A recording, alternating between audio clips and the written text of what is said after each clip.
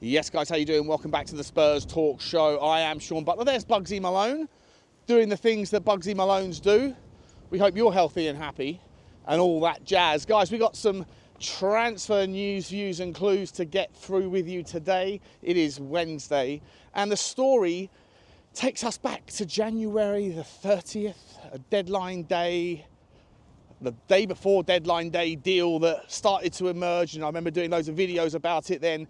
And of course the name is Dominic Solanke, Bournemouth prolific striker, 17 goals this season, been largely responsible for Bournemouth's progression as a team, and he's been at Bournemouth from Liverpool since 2019. Bournemouth signed him for £19 million, signed a second contract since then, and essentially in so doing, the amortised value of the player is essentially nothing on the books of Bill Foley's Bournemouth. Now, Bournemouth did manage to get through any FFP and PSR problems this year with regards to the most recent 3-year reporting period, because that was, I believe, his final year of the embedding period, the kind of honeymoon period that new investment, new owners get, where they get a little bit more wiggle room onto their allowable losses and allowable transactions with regards to the rules of PSR. Of course, the rules of PSR are changing, not for next season, but for the season after. But there are rumours that Bournemouth may be forced this summer to get themselves ready for an ever increasingly tightening stranglehold around their books. And so, as they look through their squad for players that are high value and will affect the amortisation of their accounts in the most positive way, then one name screams out loud, and that is, of course, Dominic Solanke. And he will be in high demand if Bournemouth should choose to take the decision to put him on the market and see what the feelers are like.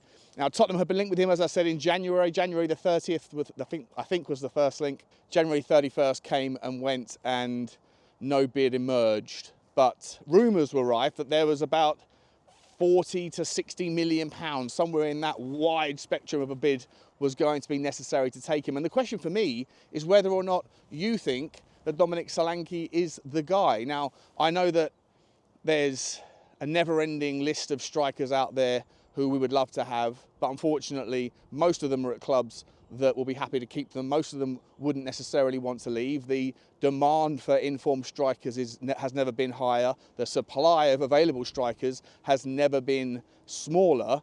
And so Dominic Solanke, if there is plausibility and truth to this story, is a name that we should, as a community, as a channel, consider.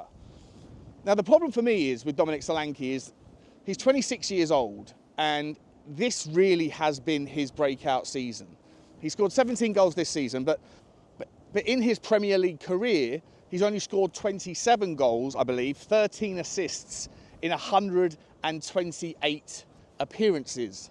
So that's about 40 GA every 128, about 1 in every 3 games in his Premier League career. Obviously, that ratio is far better this year than it was last year and the years before, as Bournemouth have become more of a free-flowing football team. And so you have to wonder whether or not the version of Dominic Solanke that you're seeing this season, is he good enough? Does he have more room to grow in a team that plays more progressive football, more attractive football, more front foot pressing football, where Dominic Solanke's strengths could be allowed to flourish and thrive? Now, to me, the answer is I'm intrigued by it, but I want to see what else is available and before I start to make my kind of land on an opinion. I don't necessarily think it's a horrible idea. I really do value the player. I think he's a very impressive guy.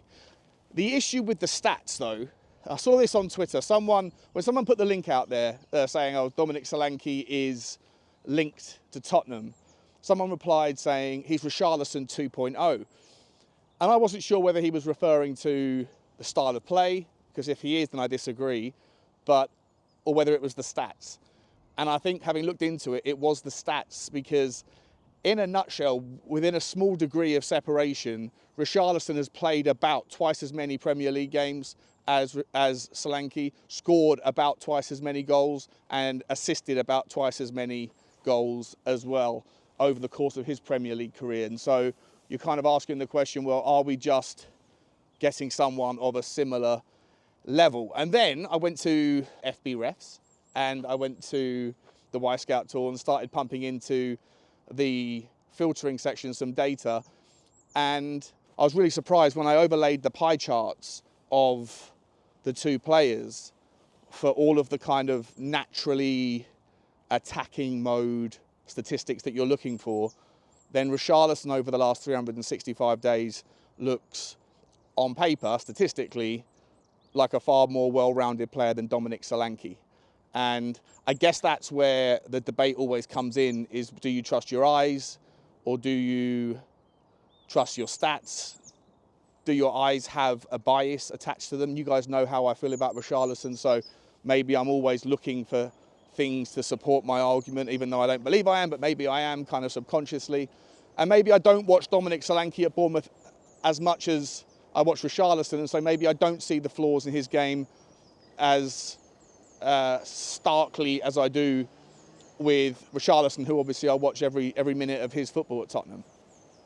So I'm not sure, but as I say, the links are there. Solanke, if you can get the same sort of return from him this year, next year, if you can get a 20-goal a season player from him, then he's worth the 40 million quid, 45 million quid. Is he worth 60, 70 million quid? Absolutely not. But you know what? When I was talking about the Alex Isak idea over the last couple of weeks, I did the Newcastle review video, and loads of Newcastle fans came into the comments and were saying, forget about it. There's no chance you're getting Alex Isak from Newcastle. We're not in financial distress to the point where we need to sell Isak. We're strangle-held and bottlenecked a little bit by the revenue at the moment, but that doesn't mean we have to sell, which of course makes sense. It just limits what they can buy. And why would they sell Isak, who's one of the best sort of players, best strikers in the world, certainly one of the best in the Premier League? And they were saying, I know these are just fans, but they were saying that Isak's worth 150 million quid to Newcastle. So if you have to kind of recognise the levels here, recognise what's available, what our budget would be, how much other work we need to do this year, and you know how strongly I feel about a monster number 6 coming in. We definitely 100% need to work on a wide player or two. Maybe look also for some sort of fullback replacement, another centre-back, a goalkeeper. And so the chances of us finding the budget to go massive, to go to the very, very highest level on a striker is probably very slim.